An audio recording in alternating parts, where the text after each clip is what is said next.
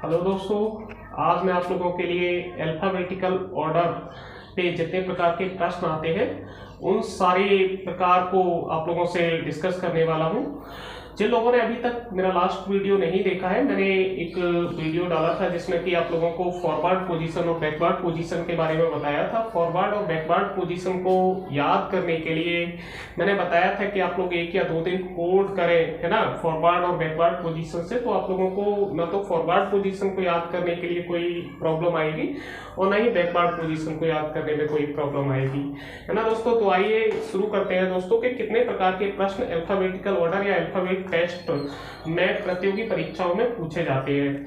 और एक बात और बतानी थी मुझे आप लोगों को कि हाल ही में बीपीएससी जो पीआरटी टीचर्स का सिलेबस आउट हुआ है उसमें तर्क शक्ति या तर्क क्षमता दे रखी है, जिसे कि हम रीजनिंग कहते हैं। मेरा मानना है कि हालांकि इसका पर्टिकुलर वेटेज बिहार गवर्नमेंट या वहाँ के आयोग ने डिक्लेयर नहीं किया है, मेरा पर्सनली मानना है 10 से 15 नंबर तक की रीजनिंग आप लोगों को देखने को मिल सकती है उसमें।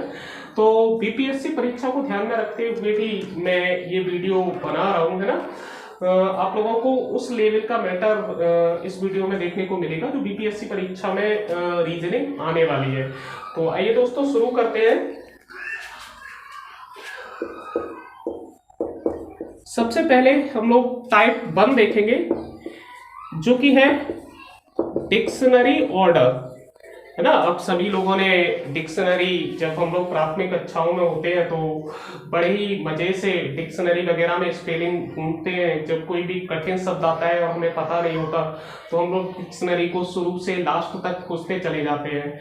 उस समय हम लोग इस चीज पर ध्यान नहीं देते कि डिक्शनरी में जो स्पेलिंग्स का ऑर्डर होता है वो किस फॉर्मेट में दे रखा होता है ना। तो आप लोगों ने भी ये देखा होगा और मैंने भी बहुत अच्छे से डिक्शनरी वगैरह में देखा है कि डिक्शनरी में जो अल्फाबेटिकल ऑर्डर या जो वर्ड ऑर्डर होता है वो इस प्रकार से रहता है कि सबसे पहले डबल ए पे स्पेलिंग रहती है ना। ए पे स्पेलिंग रहती है, उसके बाद बी पे स्पेलिंग रहती है ना। फिर उसके बाद और सी डी ई और आगे बढ़ता चला जाता है यही क्रम, है ना दोस्तों। अब रीजनिंग में इस पर किस प्रकार से प्रश्न पूछे जाते हैं इसका हम लोग पहले एक एग्जांपल लेंगे और उसके बाद कोशिश करेंगे कि उन सभी शब्दों को किस प्रकार से डिक्शनरी में अरेंज किया जाता है और किस प्रकार से प्रश्न पूछा जाता है ना दोस्तों। तो मैं यहाँ पे कुछ शब्द लिख रहा हूं, है ना। पहला फियर, दूसरा राइट, थर्ड टाइगर और फोर्थ रूम। मैंने यहाँ पे 4 शब्द लिखे हैं, आप लोगों को दिख रहे होंगे, फियर, राइट, टाइगर, रूम, है ना। अब आप लोगों को इस प्रकार से 4 ऑप्शन दे रखे होंगे 1 2 3 4 या 4 3 2 1, और जो ऑर्डर डिक्शनरी में इन चारों शब्दों का होगा वो किसी एक ऑप्शन से मैच कर जाएगा। आइए करके देखते हैं दोस्तों। तो सबसे पहले हम इन चारों के पहले लेटर को कंपेयर करेंगे, है ना। तो आप सभी लोग जानते हैं कि F6 नंबर पे आता है, R18 पे आता है, T20 पे आता है और R18 पे आता है ना। तो आप लोगों को 6, 18, 20, 18 अगर मैं कहूं कि एक ही तरफ से चलना है और आपको बताना है कि इन चारों शब्दों का या चारों वर्ड्स का जो पहला लेटर है अगर हम एक ही तरफ से चले तो सबसे पहले कौन सा लेटर आएगा, तो आप लोगों को बताने में आसानी होगी कि F6 नंबर पे आता है, इसका मतलब यही सबसे पहले आएगा। तो सबसे पहले पहली जो स्पेलिंग है फियर डिक्शनरी में ये आएगी। अब हमारे पास 3 शब्द बचे, हम इन तीनों शब्दों को कंपेयर करेंगे। अब आप लोगों को 2 जगह 18 दिख रहा है ना। राइट की स्पेलिंग और रूम की स्पेलिंग दोनों में पहला लेटर जो है वो आर है और दोनों ही 18 नंबर पे आता है। अब हम यहाँ पे कंफ्यूज नहीं होना है हम लोगों को कि दोनों में अगर सेम नंबर पे आ रहे हैं, जो लेटर है वो अगर सेम नंबर पे आ रहा है तो हम सेकेंड लेटर का कंपैरिजन करते हैं। इस कंडीशन में आपको ये याद रखना है, जब कभी भी पहला लेटर अगर सेम है ना, तो सेकेंड लेटर का कंपैरिजन करना है। अगर सेकेंड लेटर भी सेम है तो थर्ड लेटर का कंपैरिजन करना है।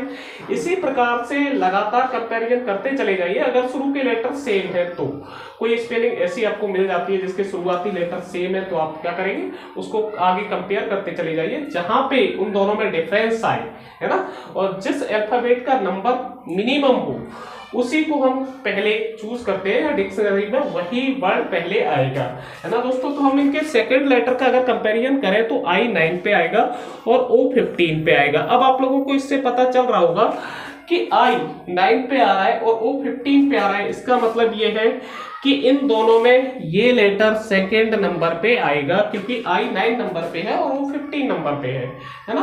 अब हमारे पास 3 और 4 बचे, है ना। तो इसमें अब फिर दोनों के पहले लेटर का ही कंपैरिजन करना है। T 20 पे आ रहा है, R 18 पे आ रहा है, तो थर्ड नंबर पे क्या आ जाएगा ये, और 4 नंबर पे आ जाएगा T।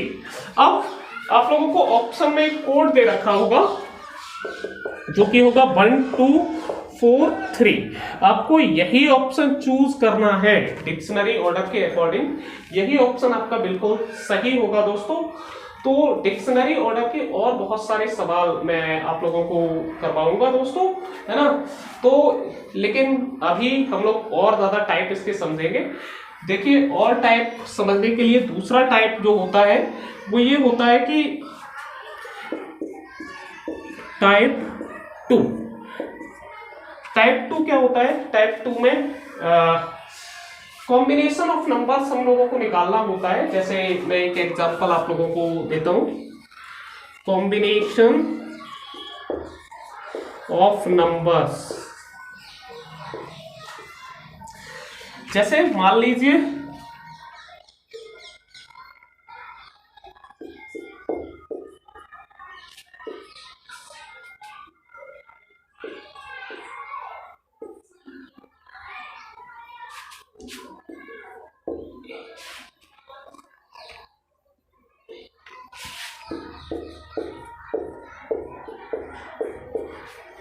मैंने नीचे कुछ लेटर लिखे हैं जिनके नीचे को 1 2 3 4 5 6 7 नंबर्स डाले गए हैं, है ना दोस्तों। अब सबसे पहले तो हमें ये पता करना है कि ये जो 7 लेटर्स लिखे गए हैं क्या ये कोई एक मीनिंगफुल वर्ड बना सकते हैं, है ना दोस्तों। तो आप लोग सोचिए दोस्तों, है ना। मुझे पता है कि इन 7 लेटर से एक मीनिंगफुल वर्ड बनाया जा सकता है जो कि क्या होगा, साइंस। क्या होगा, साइंस, है ना। अब एस को हमने क्या नंबर दिया 2, सी को क्या नंबर दिया 5, आई को क्या नंबर दिया 3, ई को क्या नंबर दिया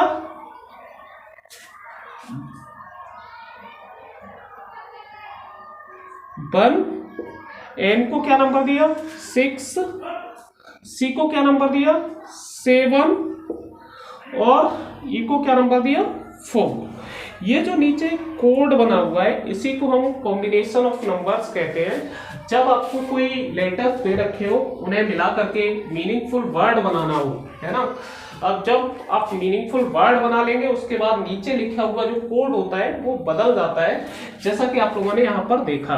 अब यहाँ पे कंफ्यूजन ये रहता है कि अगर किसी स्पेलिंग में जैसे यहाँ पे E 2 टाइम्स आया है और C 2 टाइम्स आया है ना, तो दोस्तों कभी भी ऑप्शन में आप लोगों को ऐसा देखने को नहीं मिलेगा कि E और C आपस में इंटरचेंज हो रहे हो, है ना। ऑप्शन में एक ही ऑप्शन इसका सही होगा, तो आपको ये काफी क्लियरली आइडिया लग जाएगा कि इन दोनों में से कौन सा ऑप्शन ठीक है ना दोस्तों। इस प्रकार के और बहुत सारे प्रश्न, जैसे कि मैंने पहले टाइप में बताया डिक्शनरी ऑर्डर पर आप बहुत सारे प्रश्न अपने आप स्पेलिंग्स लिखिए और उनकी प्रैक्टिस करिए कि कौन सा वर्ड डिक्शनरी में पहले आएगा और कौन सा वर्ड बाद में आएगा, है ना दोस्तों।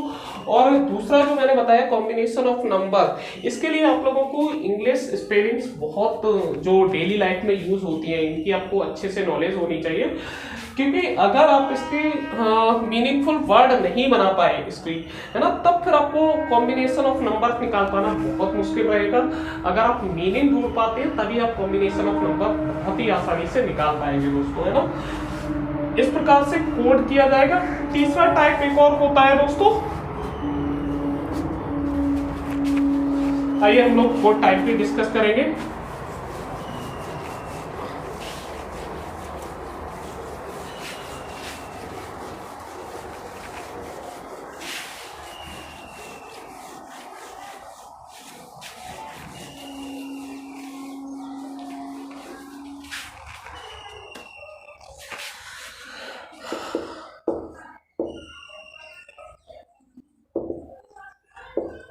मीनिंगफुल वर्ड, जैसे आप लोगों को दे रखा होगा ROKW, मैंने ये इमीडिएटली, है ना, कहीं से भी ये 4 लेटर लिख लिए हैं। तीसरा जो टाइप होता है दोस्तों, उसमें हमें क्या करना होता है कि कुछ लेटर्स हमको दे रखे होते हैं और उन लेटर से बनने वाले मीनिंगफुल वर्ड हमको बताने होते हैं। जैसे मैंने ROKW 4 लेटर्स यहाँ पे लिखे हुए हैं। अब इनसे पहली तो और स्पेलिंग बनाई जा सकती है ना, दूसरी वर्क बनाई जा सकती है, और आप लोग भी कोशिश करिए और कोई स्पेलिंग बनाई जा सकती है इससे।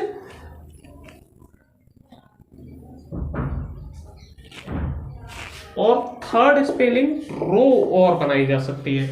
मुझे नहीं लगता दोस्तों कि इसके अलावा और कोई स्पेलिंग इन 4 लेटर से बनाई जा सकती है। अब इस क्वेश्चन को पूछने के लिए आपको 4 लेटर देने के बाद नीचे 4 ऑप्शन दे रखे होंगे, जो कि ऑप्शन इस प्रकार से होंगे कि A2, B3, C4, D5। अब आपको इन चारों में से किसी एक ऑप्शन को चूज करना है। जब आपने देखा कि ROKW से 3 मीनिंगफुल स्पेलिंग बनी, है ना, तो बी ऑप्शन में जो 3 दे रखा है यही इसका बिल्कुल सही ऑप्शन होगा। तब ऐसे में आपको यही ऑप्शन टिक करना है ना दोस्तों। ये 3 टाइप दोस्तों मैंने आज आप लोगों के लिए डिस्कस किए। अल्फाबेट टेस्ट या अल्फाबेटिकल ऑर्डर पे और भी कुछ टाइप रहते हैं, इसे मैं अगले वीडियो में दोस्तों आप लोगों से शेयर करूंगा। तब तक के लिए थैंक यू। और अगर आप लोगों को ये वीडियो पसंद आई हो तो दोस्तों प्लीज चैनल को सब्सक्राइब करें। Thank you.